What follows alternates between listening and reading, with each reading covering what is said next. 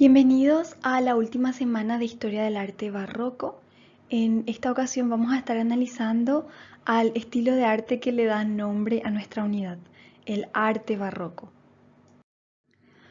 Como estuvimos viendo en las semanas pasadas, durante los siglos XIV al XVI, Europa estaba atravesando por el periodo que nosotros conocemos hoy como el Renacimiento.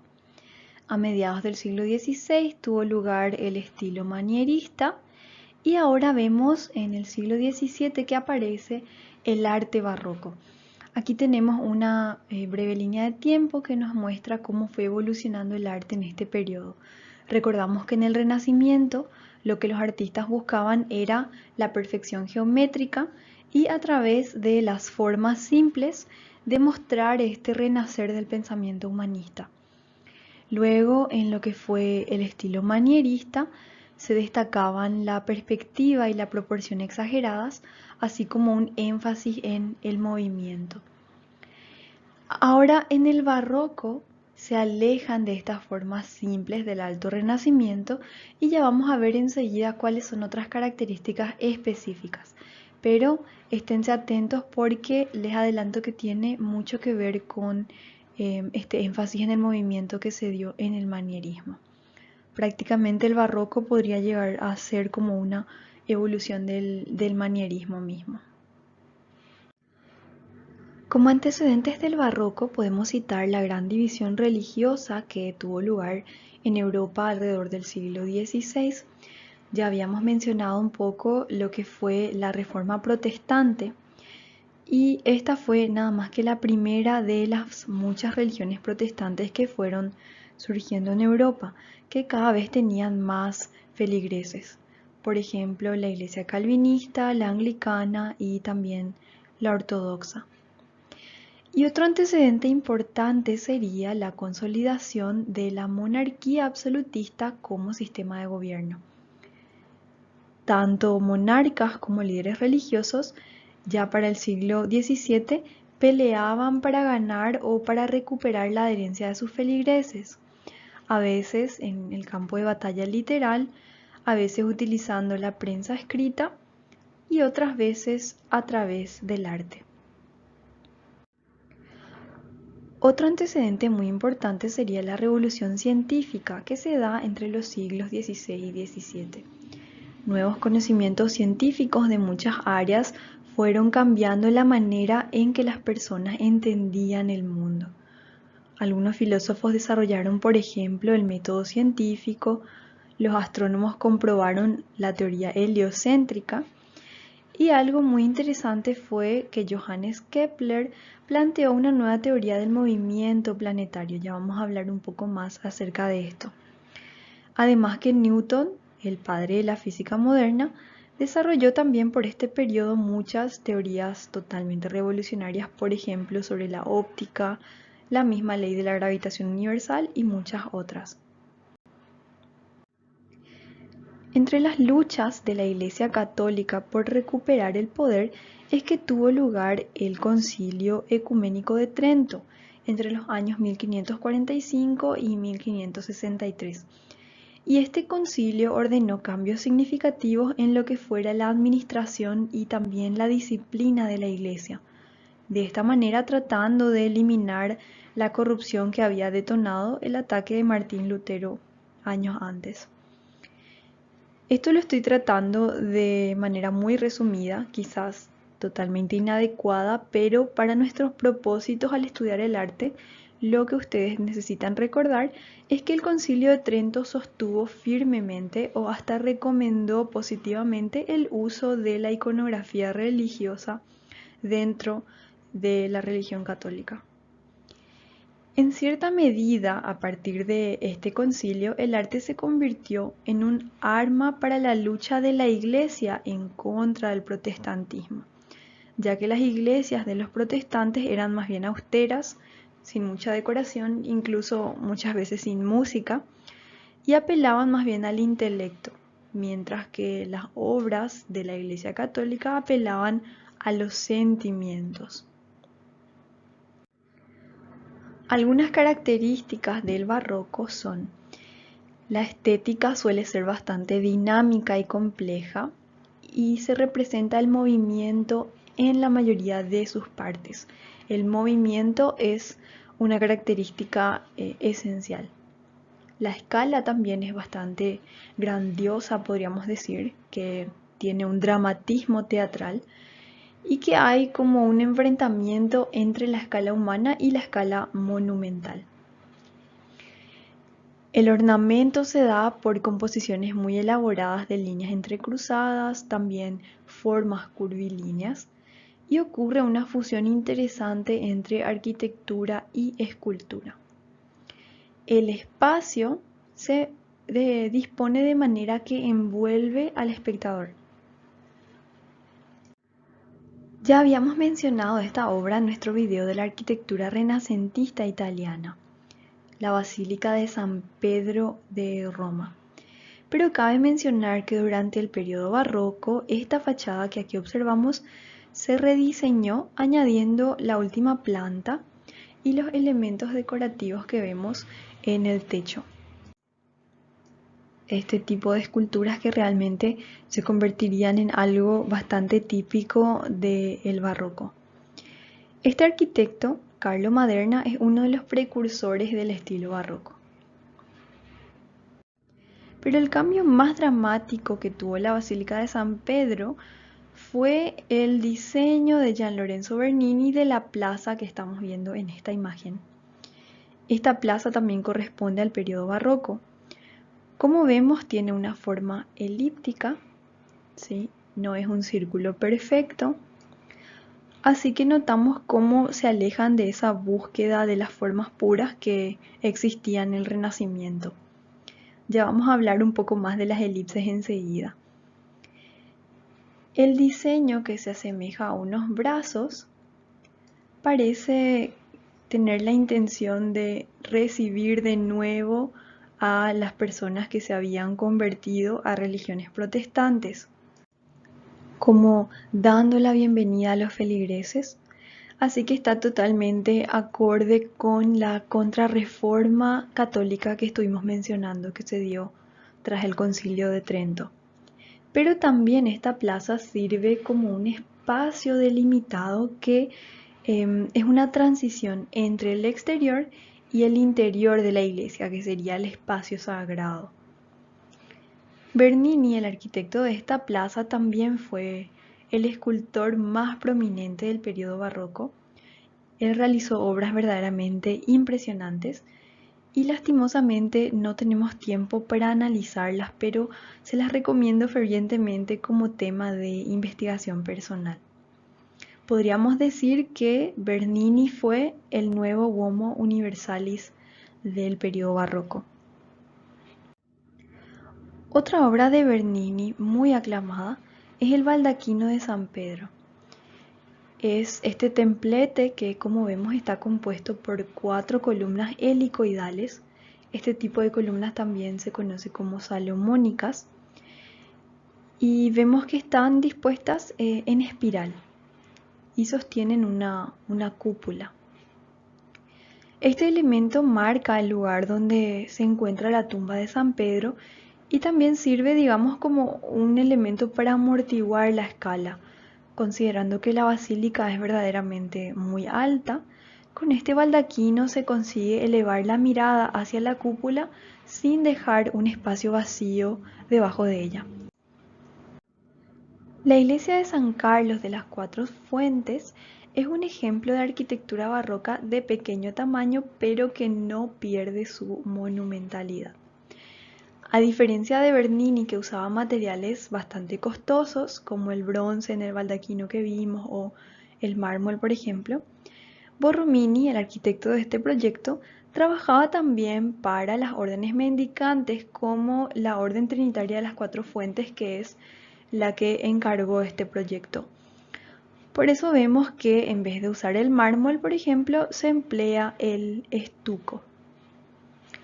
Vemos esa conjunción también de escalas, teniendo las columnas una escala totalmente monumental y los nichos que contienen las esculturas ya una escala más humana. Estas esculturas representan a varios santos y nos recuerdan un poco esa reafirmación de la Iglesia en el Concilio de Trento sobre la utilización de los íconos religiosos. Otro elemento muy representativo del barroco sería el entablamento curvo que vemos en la fachada. A nosotros puede parecernos algo ya bastante común, pero para ese momento de la historia fue una decisión muy audaz la de Borromini, el decidir usar una curva a esa escala. En el interior podemos apreciar esta vista de la cúpula que se genera nuevamente con una elipse como base. Vemos también que el diseño de las aberturas permite el paso de la luz en la base de la cúpula y esto tiene ese efecto escenográfico, digamos, dramático. Casi pareciera que la cúpula está flotando sobre nosotros. La geometría de este diseño es mucho más compleja que la que se utilizaba durante el Renacimiento.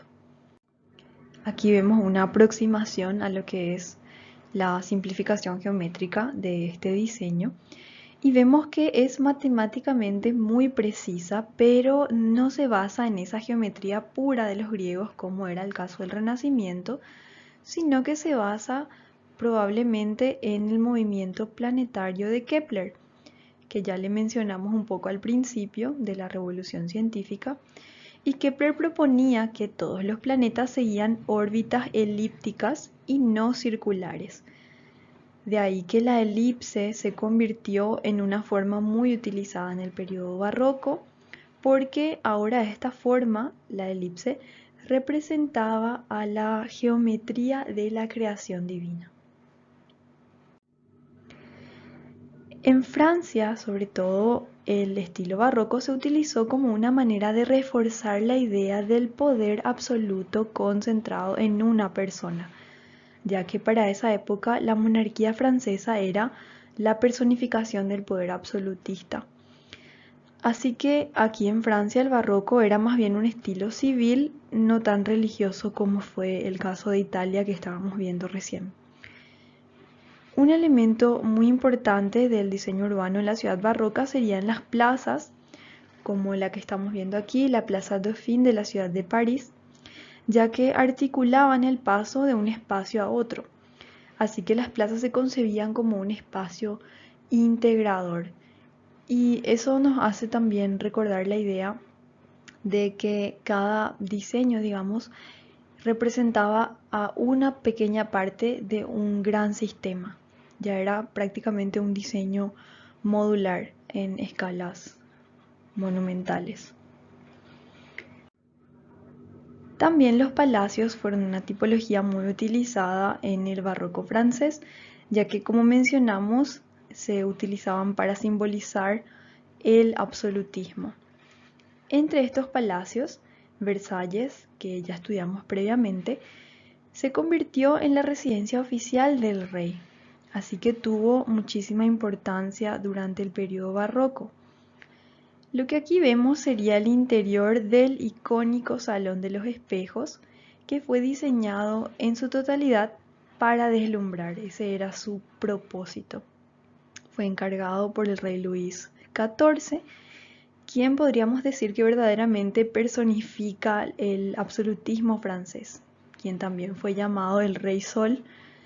Y con este diseño el arquitecto Mansart busca deslumbrar verdaderamente a los visitantes del Rey Sol con ese reflejo de las velas y también de los cristales contra los espejos. Si quisiéramos resumir el barroco francés en una frase, probablemente sería la demostración del poder. Ahora quisiera hablarles brevemente de lo que fue la pintura barroca. Y me tomé la libertad de elegir algunas obras de mis pintores favoritos de este periodo. Espero que a ustedes también les gusten estas obras. El barroco de Holanda es bastante diferente porque era un territorio mayoritariamente protestante, así que no presentaba la opulencia del barroco italiano, por ejemplo, y tampoco se distinguió por tener una clase monárquica tan rica o digamos tan opulenta como era el caso de Francia. Más bien, en el territorio de Holanda, en el periodo del arte barroco, había muchos empresarios, la clase burguesa era la que estaba floreciendo, digamos, que se enriquecieron mucho, por ejemplo, por su trabajo con la Compañía Británica de las Indias Orientales, que verdaderamente trajo muchísima prosperidad a las ciudades portuarias europeas. Además que Ámsterdam se convirtió en el centro banquero de Europa, reemplazando a Florencia. Como mencionamos entonces, esta población burguesa era muy rica, así que surgió el mercado de los retratos, dando pie al florecimiento de la obra de quien quizás sea el mejor retratista de la historia, al menos en mi opinión, el gran Rembrandt. Rembrandt fue quien inició una tendencia de retratos que capturaban al sujeto en un momento específico, es decir, no eran una idealización, eran más bien una representación realista, sin ser tan precisa, de un sujeto en un momento específico. Casi como si los retrataba con un filtro de Instagram que suavizaba sus facciones, como es el caso del retrato que vemos aquí de Aeltje Uylenburg, una obra que Rembrandt terminó cuando tenía solamente 26 años. Otro maestro holandés del periodo barroco fue Johannes Vermeer. Vermeer fue un maestro de retratar la luz de manera totalmente natural. La obra que aquí vemos se llama La lechera y como vemos retrata a un sujeto en un momento específico, así como era esta tendencia que inició anteriormente Rembrandt. La composición transmite verdaderamente mucha tranquilidad, los colores son reales, así como los percibimos en la realidad, y esta iluminación que vemos es prácticamente una marca personal de Vermeer, la iluminación de costado. En muchas pinturas suyas vemos una ventana por la cual entra la luz, pero no podemos ver qué hay detrás de la ventana, dándole mucha más importancia a la escena doméstica, a lo que está pasando dentro del hogar. Si nos fijamos en esta obra, en lo que es la boca del jarrón que está utilizando esta dama, podemos ver incluso hasta las trazas de dónde estuvo la leche y cómo refleja en ellos la luz de una manera muy sutil y muy realista. Podemos ver desde las costuras de la ropa de la mujer hasta las imperfecciones de la pared del fondo.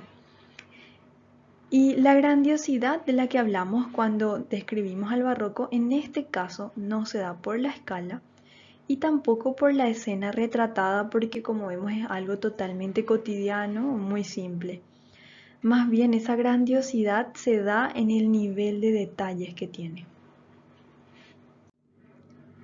Regresando a Italia para analizar lo que sería la pintura del periodo barroco, no podemos dejar de mencionar a Caravaggio, probablemente el pintor más influyente de este periodo, pero también me atrevo a decir que puede ser uno de los más influyentes en toda la historia del arte. La obra que él decidió representar aquí es una escena apócrifa de la Biblia en la que unas mujeres hebreas matan a un general asirio. La mujer que está haciendo la espada se llama Judith y el general es Holofernes. Es importante destacar que este relato es apócrifo porque significa que los protestantes no lo consideraban parte de las escrituras sagradas, no lo consideraban parte de la Biblia, pero los católicos sí. Entonces, la decisión de representar un relato que fue desechado por los protestantes también podría tener un trasfondo religioso. La escena es bastante violenta, muy cruda, casi grotesca, por lo que este estilo secundario se conoce también como tenebrismo. Algunos historiadores afirman que Caravaggio se incluyó a sí mismo como modelo para pintar a Holofernes, una especie de autorretrato. lo cual es llamativo sobre todo al considerar los numerosos encuentros desfavorables que tuvo Caravaggio con la ley a causa de sus propios actos violentos. Mientras que aquí, en este cuadro, él se representa a sí mismo como una víctima de ese tipo de ataques. Al principio, este tipo de escenas elegidas por Caravaggio se veían con malos ojos por su crudeza, pero rápidamente el estilo se extendió a numerosos artistas. Por ejemplo, a la increíble Artemisia Gentileschi, que también les recomiendo para una investigación personal. Ahora llegamos a una de mis pinturas favoritas, Las Meninas de Diego Velázquez. Muchos historiadores, como por ejemplo la hermana Wendy, una de las que yo más respeto, la consideran la mejor pintura de la historia. Pero me interesa saber cuál es la opinión de ustedes al respecto. ¿Por qué creen que esta obra fue tan importante? Pero vamos a tratar de analizarla un poquito mejor ahora, primero preguntándonos de dónde viene la luz. Bueno, al fondo vemos una figura que está abriendo la puerta para dejar entrar la luz, que sería la figura del primer ministro de España, el empleador de Diego Velázquez. También vemos un autorretrato de Diego Velázquez aquí que está pintando un cuadro, vemos que sostiene una brocha en su mano y está parado frente a un lienzo de proporciones verdaderamente enormes. Pero el resto de lo que ocurre en esta escena es hasta ahora bastante debatible. Al fondo vemos un espejo donde se reflejan el rey y la reina. Y el debate se da sobre si están los reyes observando a Velázquez, que pinta a la niña, o si la niña es quien mira a sus padres que están posando para un retrato. Aquí vemos de nuevo ese recurso del reflejo en el espejo que ya mencionamos en el retrato del matrimonio Arnolfini de Jan van Eyck. La idea del espejo también podría ser una manera de demostrar que la familia real está completa, incluyendo a Velázquez en sus momentos más privados. Pero la figura central de la pintura definitivamente es la pequeña princesa. Y la sierva que se encuentra a su derecha, que parece ser una enana, está mirando directamente hacia nosotros, envolviéndonos en la pintura.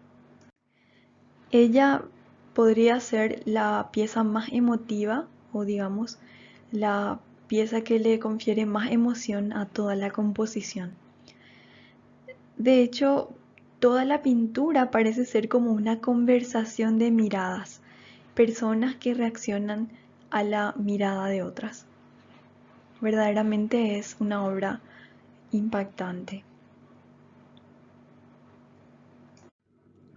Así llegamos al final de este apasionante recorrido por la historia del arte del Renacimiento y del arte barroco.